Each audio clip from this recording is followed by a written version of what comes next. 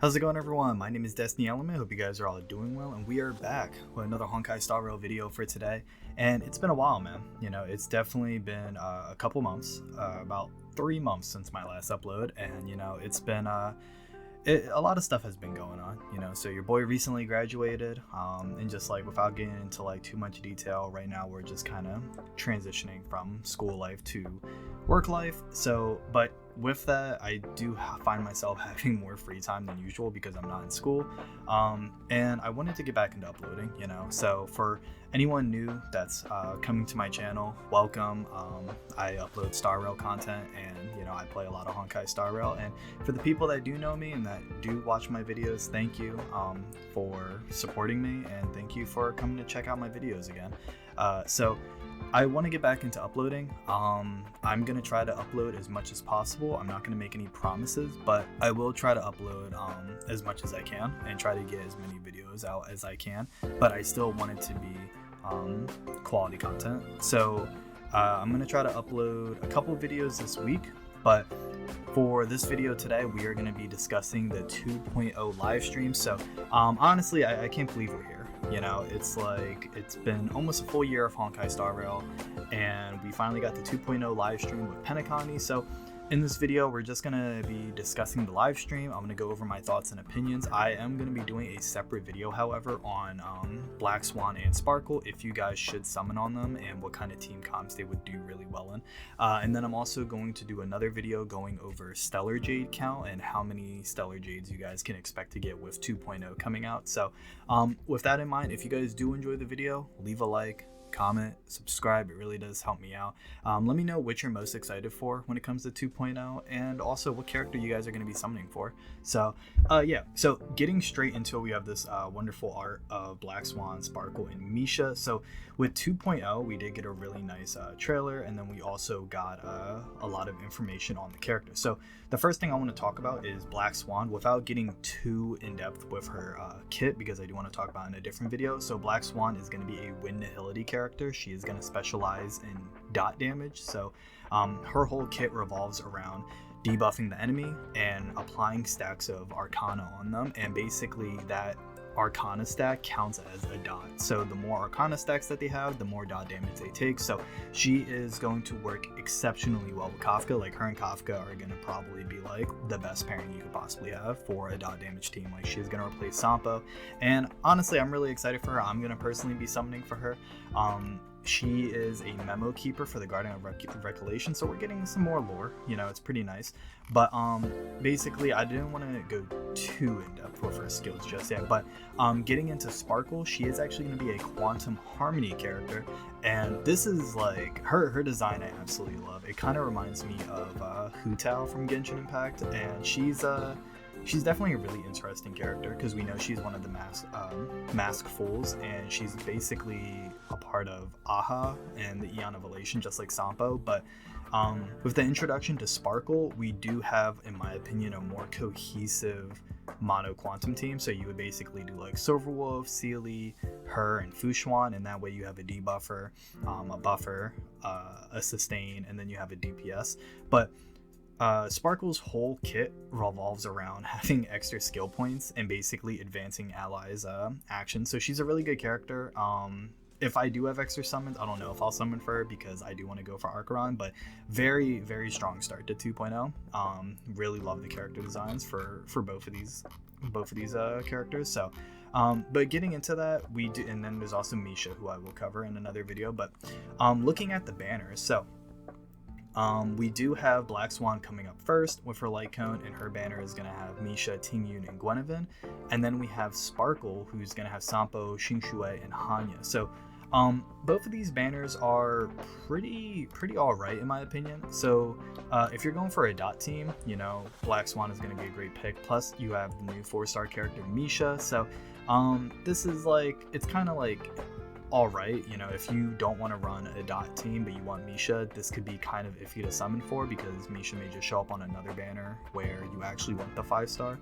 And then as for Sparkle, she doesn't have the new 4-star character, but she has Hanya, and Hanya is honestly a really good support, and Xingshui isn't a bad DPS either, especially if you don't have her at Eidolon 4 or higher.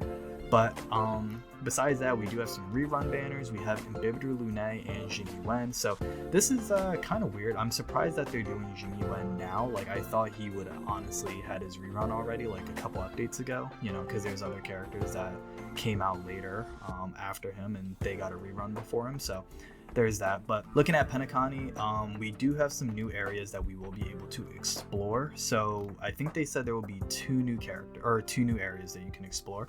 But looking at the enemies, we do have the final Stellaron Hunter. We do have Sam, and he looks insane. Like the outfit is like, it's just like a whole Gundam. Like, it's awesome. I did see some theories going around about how Firefly and Sam may be related, and I could definitely see that. If you guys want to hear my theory, so I think personally it would make a lot of sense. And I don't know, you see this cliche with like other video games and anime, like it would honestly not be too far of a stretch to say that Firefly could possibly be Sam. Like, looking at the trailer and the amount of attention that they gave Firefly, and then also looking at Sam as well too, and how Sam kind of moves around and the energy from his suit and their color palette, I think there's definitely an argument to be made. And also it would kind of be like a Samus incident. Like, if you guys are familiar with Metroid, like you have like this super big muscular robot with like a voice modifier, and then you come to find out that the badass in the suit is actually a girl. Like, it would be like Samus all over again. I definitely think that could be a pretty decent idea, especially because we know that Sam is supposed to be the most dangerous of the Stellaron Hunters. I'm pretty sure, like, he's the most like volatile and dangerous, they said. And we also heard Sam's voice as well too in a couple other trailers for the game. So this is honestly like a pretty solid connection. I can maybe see it, but nothing's confirmed yet, and honestly I'm just really excited for the Penacony story. So hopefully when that story comes out, we can have more of our questions answered. Now, these new enemies that we are getting, I love these. I love the T-Rex, I love the monkey throwing soda. Like, this is like all kind of like a fever dream. Like, this is just amazing. I love all of it. This new enemy that they showed, it was like, I'm pretty sure this enemy on the left, if this guy gets 3 sets of eyeballs or whatever, he can like temporarily like kill one of your teammates, and you have to like I think break them out. But it's a really cool mechanic. It's really interesting. And honestly, they nailed these designs. Like, it feels like you have this fever dream with these like nightmarish monsters, and I really like it. This is going to be probably my favorite world that we've been to so far. But moving on, we do have some new events. We are getting 3 events. We have Hanu's Prison Break. This is going to be the event that gives the modeling resin. So if you guys are trying to build your characters, or if you guys want to try to build your characters as quickly as possible, save your modeling resin, especially because we don't know what it is that Black Swan and Sparkle will need for their build. Next, we have the Dream Chaser Bulletin. So I'm pretty sure this is the event that they showed with like all the pictures of the Penacony characters and like the collage of photos. So this is going to be some more rewards that you can get. And then we have the Dream Jolt TV. So this is going to be pretty interesting. And then we also have and then Penacony food test as well too. So we're going to have a couple events coming into this game. So lots of rewards and brand new planet, lots of stellar jades to get. You know, I honestly, without a doubt, if you were to summon for both characters, Black Swan and Sparkle, you most likely will be able to summon again for 2.1 as well too, because like it's going to be a lot of resources. But this did interest me though. So we have 2 new relic sets. We have the Pioneer Driver of Dead Waters, and then we have the Watchmaker Master of Dream Machination. So this is pretty interesting because we already have a set in the game that gives attack and then also does increase damage for every debuff on the enemy, or dot technically on the enemy, but dots still count as a debuff. And then we also have another set that increases break effect. So I don't know if Pioneer will be better than the dot set that we currently have, but if it's like 2-piece increased dot damage and then like 4-piece increased damage for every debuff on enemies, then yeah, this would probably be Kafka's and Black Swan's best set. Like as annoying as it is to refarm, this will probably be their best set. As for Watchmaker though, I don't necessarily know who can use this right off the bat. I think the first person that comes to my mind is Ruin May. just for the sake that she wants a lot of break effect and she can do a lot of damage with it. But I don't know if I would put this set over Messenger, because I think having that extra speed on Ruin May and then also her giving a team-wide speed buff is just, it synergizes really well.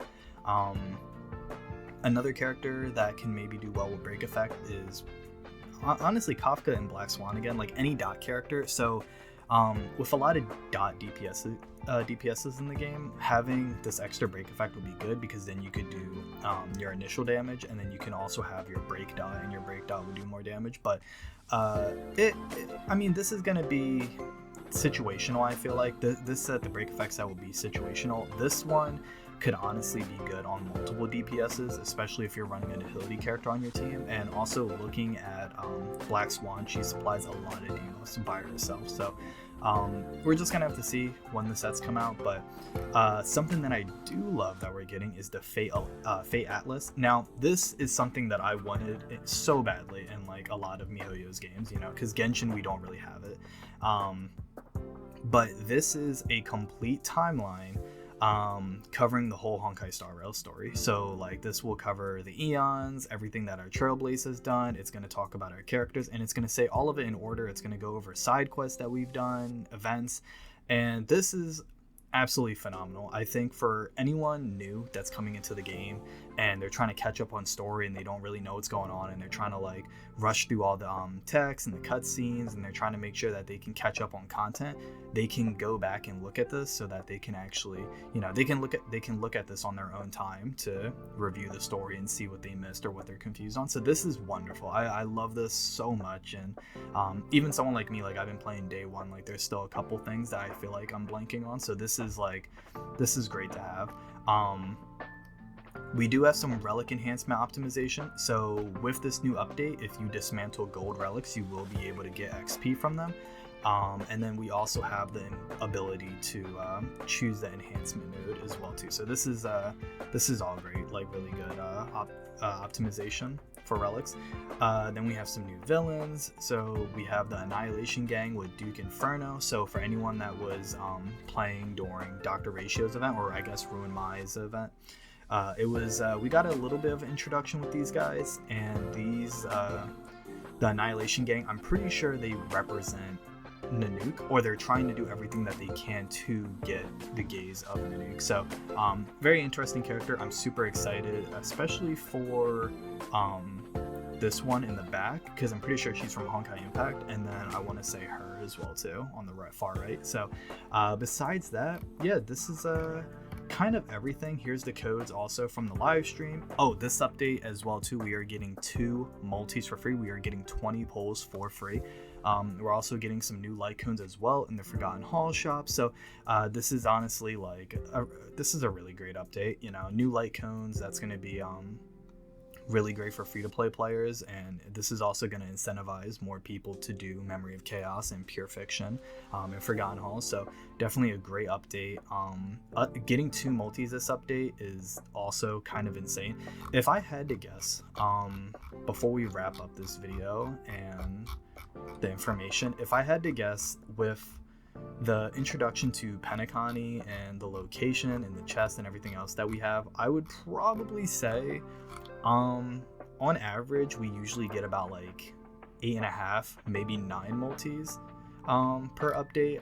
You're probably going to be looking at around 150 or at least like 130 pulls, I would say. I would probably say you're going to get about 13 multis once Penacony drops for 2.0, and that's a lot. You know, it's definitely a lot, and you should be able to get the character that you want, or if you're lucky, you probably could get both characters, or like both characters and maybe a light cone. It really depends on how your luck is looking, but and also how much you saved up. But yeah, this is gonna be a great update. I'm really excited for everything that they're gonna do. And I'm also excited for Anniversary, because like most of you guys maybe don't know, but after 2.0, 2.1 is Anniversary, you know, so this update's gonna last for 7 weeks, and after those 7 weeks we're gonna have 2.1, and that's gonna bring us into, I want to say, around the middle of March, and then the second half of 2.1 will be Anniversary, so that will bring us into April, and with that, it's like it's going to be a lot. You know, I'm hoping we get a lot of stuff for Anniversary. You know, I mean, I'm going to have some expectations. I may actually do a video on what to expect for Anniversary, but without getting our hopes up, like all these updates so far that they've done for Honkai Star Rail, they have been extremely generous, and you know, the game has been definitely a blast to play. So that's basically all I wanted to cover with 2.0 coming right around the corner. So I will have another video out for you guys talking about Black Swan and Sparkle, and then I also will have another video out talking about the Stellar Jades that we're going to be getting, and if you guys should be saving your fuel and saving your Stellar Jade, and kind of just getting prepared for 2.0, because like we're finally here. You know, it's almost been a year. We're in 2.0, and you know, we're getting our third planet, so just a lot to take in. But if you guys do enjoy the video, leave a like, comment, subscribe, really does help me out, and I'll see you guys in my next one. Peace.